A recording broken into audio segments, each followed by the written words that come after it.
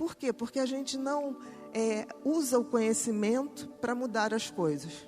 A gente hoje, a grande maioria das pessoas, vive em movimentos de manada.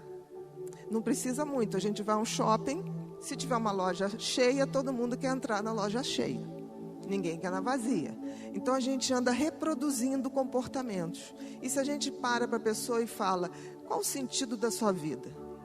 Ter filhos, família, constituir uma família, ter um trabalho, não é o sentido da vida. É o meio para se chegar ao sentido da vida. Porque o sentido da vida, gente, é a gente que faz. Dar sentido à vida talvez tenha sido o que um cérebro tão maravilhoso nos fez ver. Eu não tenho sentido lógico. Se não tem, eu tenho que dar sentido a isso. E dar sentido a isso é lembrar que nós estamos aqui não para sermos satisfeitos o tempo todo, para poder estar alegre o tempo todo. Nós estamos aqui para evoluir. E a evolução passa por sair da zona de conforto, ir em direção ao outro. Queremos ou não, nenhum de nós está desconectado do outro.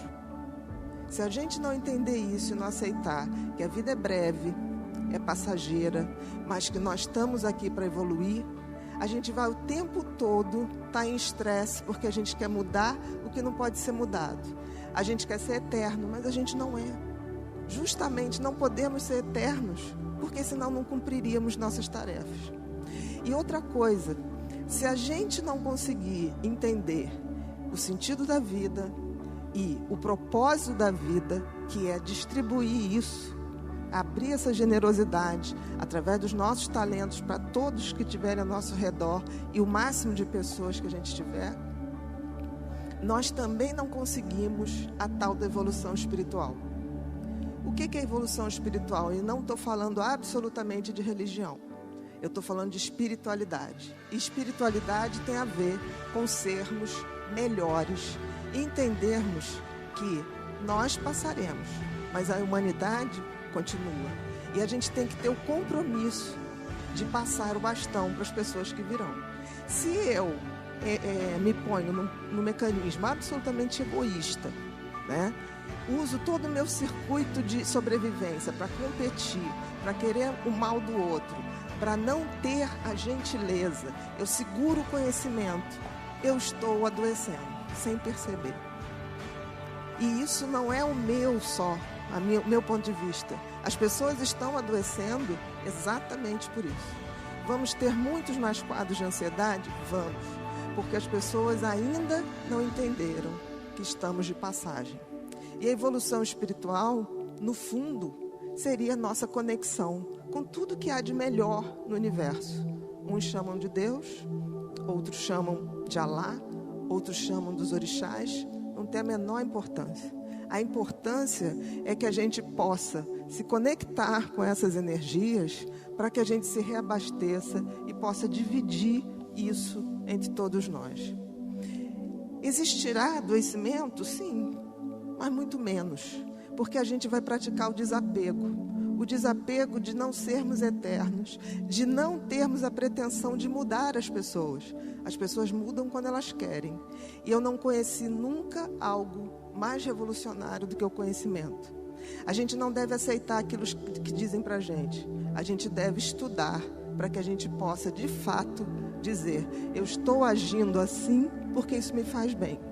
Por exemplo, se você praticar uma gentileza, você vai se sentir bem. Aí você vai falar assim, não me senti tão bem no início. Faça a segunda, faça a terceira. Porque o mecanismo da competitividade, do medo, ele está acionado há muito tempo. Os mecanismos da gentileza, da empatia, da compaixão, ele precisa ser ativado. Até porque a gente entende que não dava para ser tão empático ou gentil num planeta que a gente não tinha nada, a gente não tinha como comer, a gente não tinha como se abrigar, a gente não tinha como fazer essas coisas. Mas hoje nós temos. E o que a gente está fazendo? A gente se comporta como crianças que querem seus brinquedos sozinhos para a gente. Enquanto qualquer um no mundo estiver mal, nós também estaremos. É difícil raciocinar assim, mas a física quântica prova que não estamos desconectados de nada. Ao ferir uma pessoa, você se fere também. Ao fazer mal para uma pessoa, pode ter certeza que você estará fazendo mal para você também. Se a gente não entender que essa base do adoecimento está na nossa mão, está no nosso conhecimento, a gente vai evoluir para adoecer. Eu nunca vi uma pessoa que esteja ciente do sentido da vida real, do propósito da vida real, e que acredite na transcendência da vida, energeticamente falando, que pare para adoecer. É difícil, mas a grande dificuldade é que a gente tenha essa noção. Então, assim, eu peço a vocês que, se não levarem nada daqui hoje, que levem, que se respondam: qual o sentido da minha vida? Se você responder só coisas práticas, tem alguma coisa errada. O seu filho, a sua família, isso tudo é o meio, mas não é o fim do sentido da vida. O sentido da vida é muito maior. E aí, se a gente pensar bem, tem um toque divino na evolução espiritual? Acho que sim. Eu chamo Deus do design do universo, porque eu tenho profunda admiração.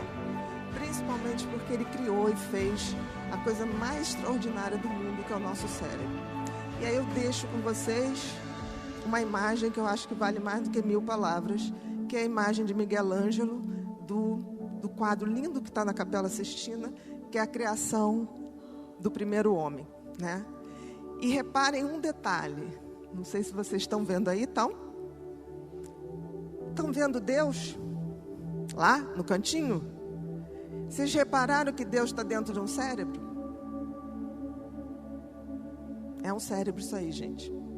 De alguma maneira, Deus criou, fez a sua melhor criação, o cérebro humano. E isso tem algum motivo. Talvez porque Ele, através dele, se comunique com a gente. Mas a gente tem que abrir os portais desse cérebro de forma a sermos mais humanos na acepção mais concreta e transcendente da palavra.